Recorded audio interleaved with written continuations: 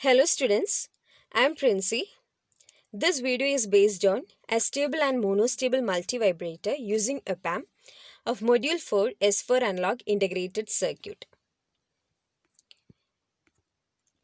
First, let us start with an Astable multivibrator which is realized using an Opamp.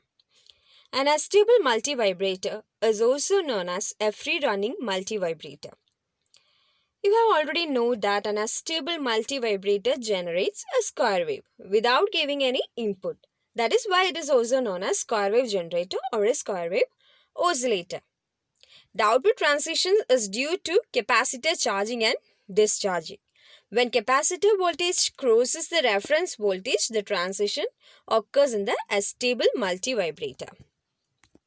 The main components of the circuit are a resistor R and a capacitor C connected in the negative feedback path from the output to the inverting terminal of the Opamp.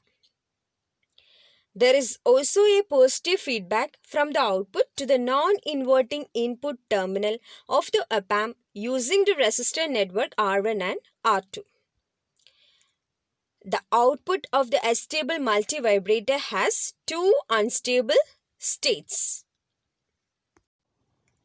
The first one is a high state in which the output will be at positive saturation voltage or plus Vsat. The second unstable state is a low state in which the output will be at negative saturation voltage or minus Vsat. The time period of the square wave generated by the astable multivibrator is determined by the values of R and C. The time period of the square generated by the astable multivibrator can be determined by the values of the resistor R and capacitor C. On this circuit diagram, the voltage at the non-inverting input terminal of the Opamp is marked as Vp. The non-inverting input terminal of the Opamp is Vp. The output voltage is divided by the voltage divider network consisting of R1 and R2, and the voltage developed across the resistor R1 is positively fed back to the non-inverting input terminal of the Opamp. Now, the voltage at the inverting input terminal of the Opamp is marked as Vn.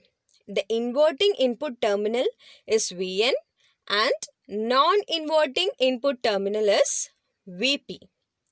We can see that it is the same as the capacitor voltage Vc. What is the voltage at the inverting input terminal of the Opamp is marked as Vn and it is the same as the capacitor voltage Vc. Initially, when the power supply is turned on, we assumed that the capacitor voltage is 0. That is, Vc is 0. Also, we assume that the output voltage is such plus Vsat of the positive saturation voltage.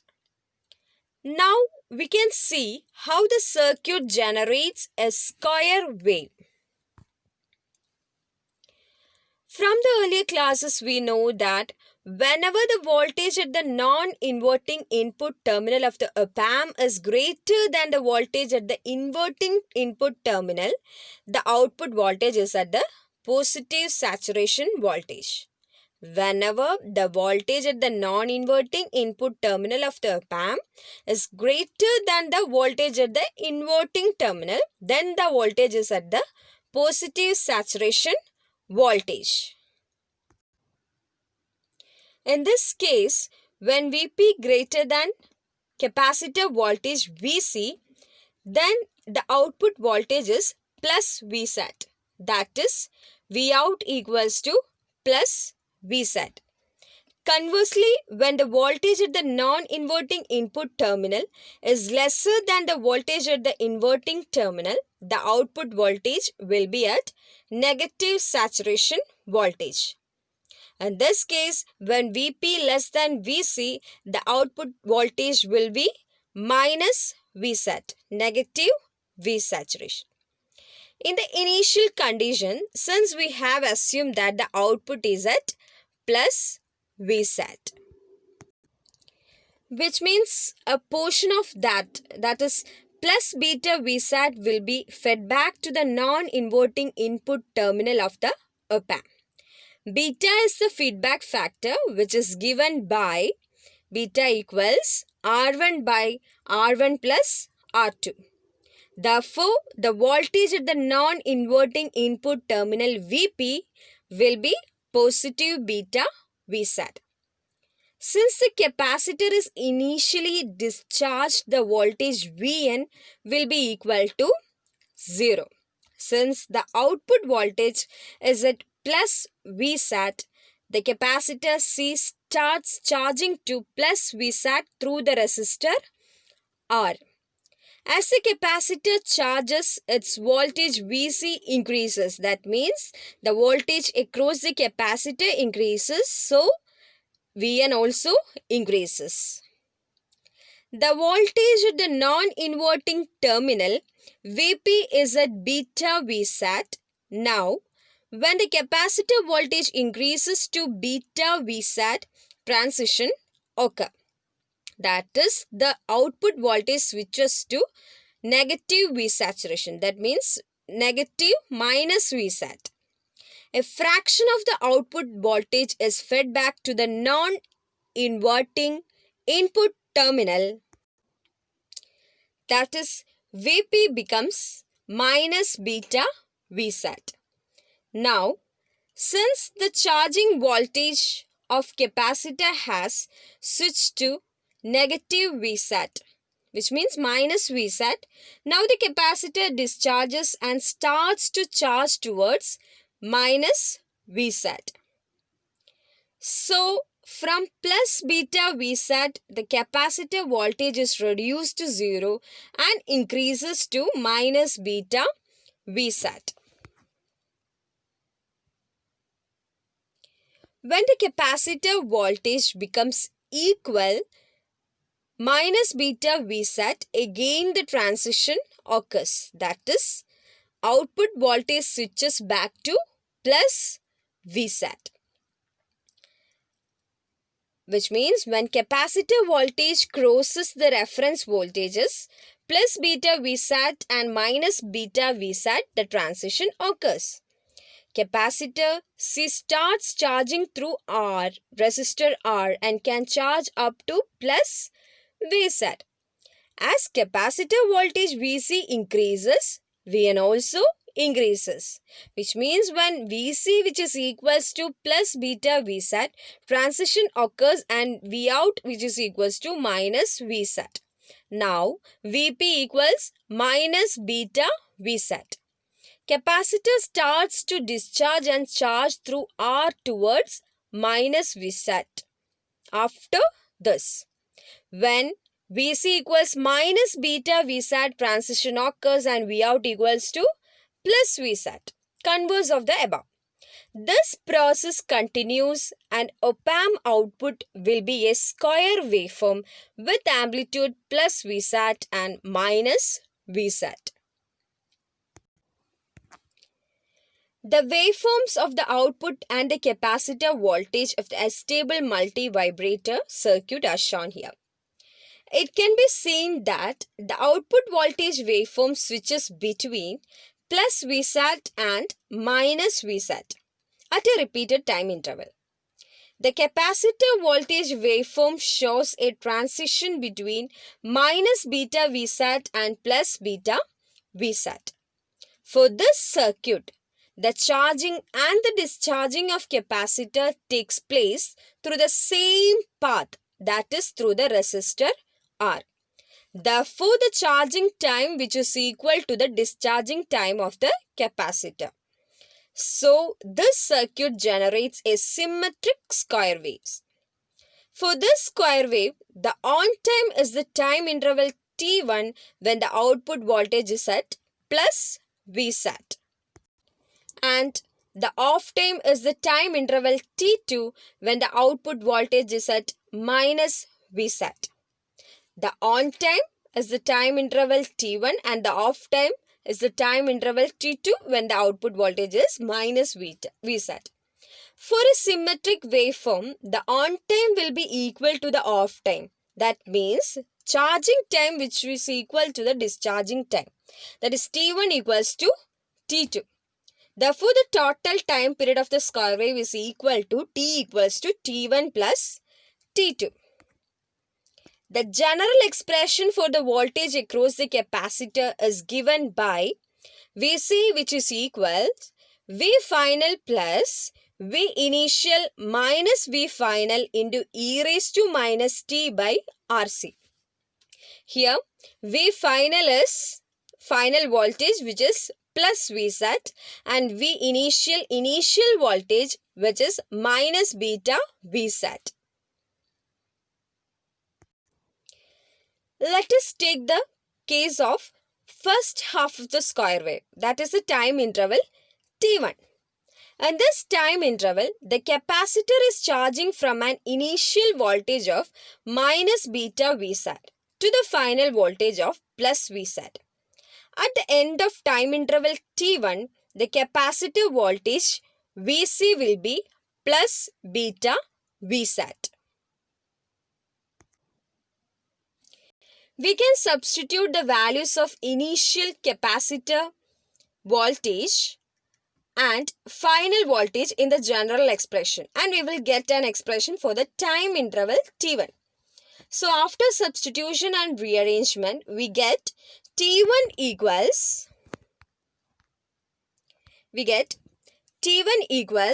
RC ln 1 plus beta by 1 minus beta. For a circuit where the voltage divided resistor R1 and R2 are of the same value, which means R1 equals to R2. If R1 equals to R2, then the feedback factor beta will be equal to 0.5. Substituting the value of beta as 0.5, the equation becomes T1 equals to RC into ln 1 plus 0.5 by 1 minus 0.5, which is equals 1.1 into RC. When T1 equals to T2, then for a symmetrical square wave, since T1 and T2 are equal, then T by 2, which is equals 1.1 RC. So the total time taken T1 plus T2 will be equal to 2.2 into RC. So this expression T equals 2.2 into RC gives the time period of the square wave. A symmetrical square waveform is one in which the on time is different from the off time. In the Astable multivibrator, for obtaining a symmetrical square wave, the charging and discharging path of capacitor can be made different in order to obtain a asymmetrical square wave. In the circuit shown in the figure, for an asymmetrical square wave, the waveform is one which the on time is different from the off time. So, in the Astable multivibrator, for obtaining a symmetrical square wave, the charging and discharging path of capacitor can be made different in order to obtain an asymmetrical square wave. In the circuit shown in the figure, it can be seen that the capacitor charges to plus Vsat through the resistor R and the diode connected in series with it. But for discharging the capacitor, this path will be cut off because of the reverse biasing of the diode. And the path consisting of the resistor R and the diode in series with it will be ANDed, so the capacitor discharging and charging to Vsat will take place through the resistor R and the diode. So, for a symmetrical square waveform, T on equals 1.1 into R dash C, whereas T off equals 1.1 into RC. Duty cycle of the square wave is formed by the fraction of the on time divided by the total time period of the square wave. So, the duty cycle of 40% implies that for a 1 millisecond total time period, which means 0.4 milliseconds will be the on time and the rest will be off time of the square wave. Now let's see the monostable multivibrator using Opamp. The output of this multivibrator is also consists of two states, and as the main implies one of this state is stable state, that is the high state or plus Vsat. The other state is an unstable state or minus Vsat. One stable state and one quasi-stable state, that which means unstable state. Trigger pulse is required to change from stable state to quasi-stable state. And the quasi-stable duration is determined by capacitor charging. And it is also known as one-shot multivibrator. The output voltage of the multivibrator remains such plus Vsat, that is the stable state, until a trigger pulse is applied to the non-inverting input terminal of the Opamp. A negative trigger signal is obtained by giving a pulse input to a differentiated circuit consisting of resistor Rd and capacitor Cd. A negative trigger signal can be obtained by giving a pulse input to a differentiator circuit, which is consisting of resistor Rd and capacitor Cd. The output of the differentiator will be positive and negative going spikes, out of which only the negative spikes are extracted by the diode and given as the input trigger signal to the non-inverting input terminal of the Opamp. Then the negative trigger signal is given to the non-inverting input terminal of the Opamp. The stable state of the Opamp is disturbed and it reaches to the minus Vsat and remains there for a fixed time period and returns to plus Vsat. To explain the working, initially we assume that the output voltage is at plus Vsat, which is the stable state. Initially, the capacitor C, which had no charge, will start charging to plus Vsat. But the capacitor voltage will be limited to 0.7 volts because of the diode D connected across it. Now, the output voltage plus Vsat will be positively fed back using the resistor network R1 and R2 to the non-inverting input terminal of the Opamp. So, the voltage at the non-inverting input terminal become V1, which is equals plus beta Vsat. Now we shall say what happens when a negative trigger signal appears at the non-inverting input terminal of Opamp. When this negative trigger signal appears, V1 will become negative while V2, which is equal to the capacitor voltage Vc, will remain at positive 0.7 volt because of the diode.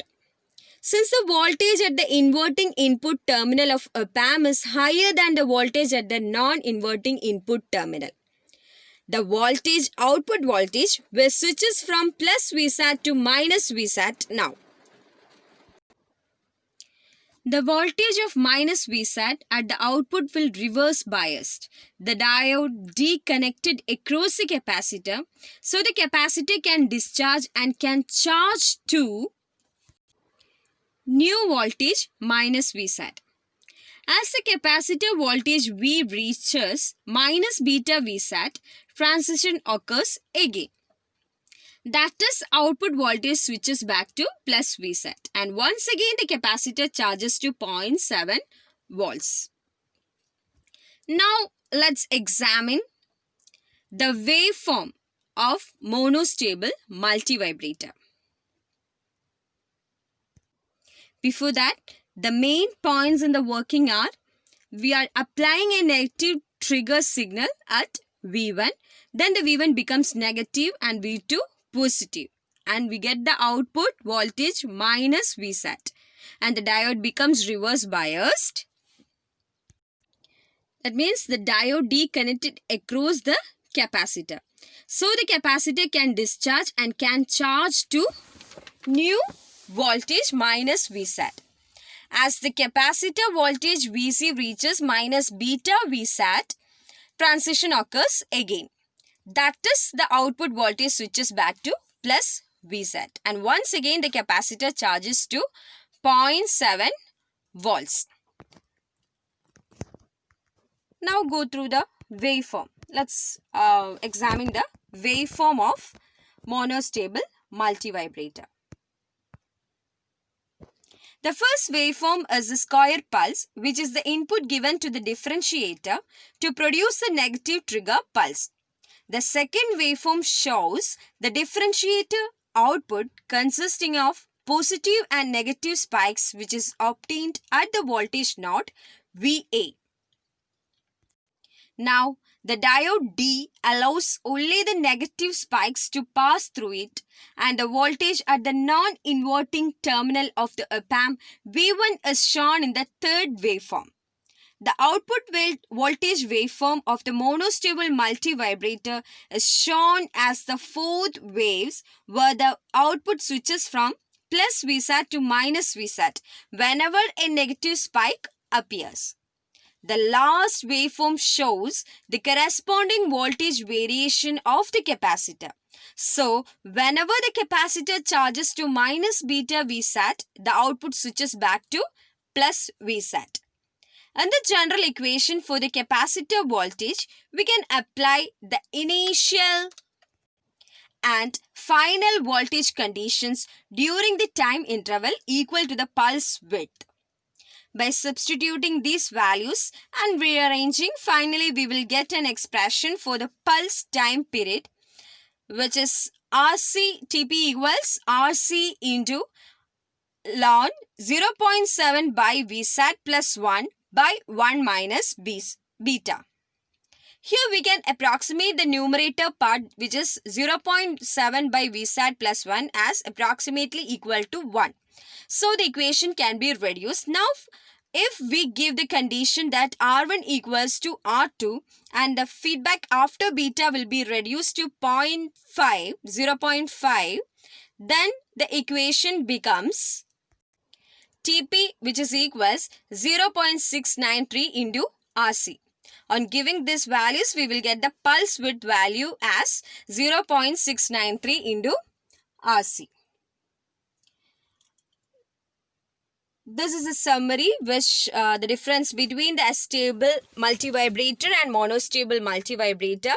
The astable multivibrator consists two unstable states and it doesn't need any input signal, and the T time equals 2 point time period. Total time period equals 2.2 into Rc, which means the charging time plus discharging time. Charging time is 1.1 into Rc and discharging time is 1.1 into Rc.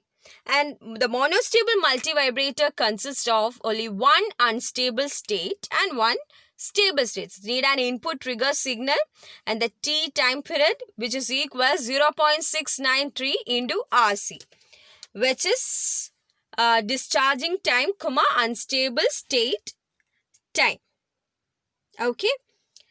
Which means we are applying the condition R1 equals to R2, the beta will reduce to feedback after beta will reduce to feedback the beta will reduce to 0.5, and we will applying this value and we will get the pulse width value of monostable multivibrator as 0.693 into Rc.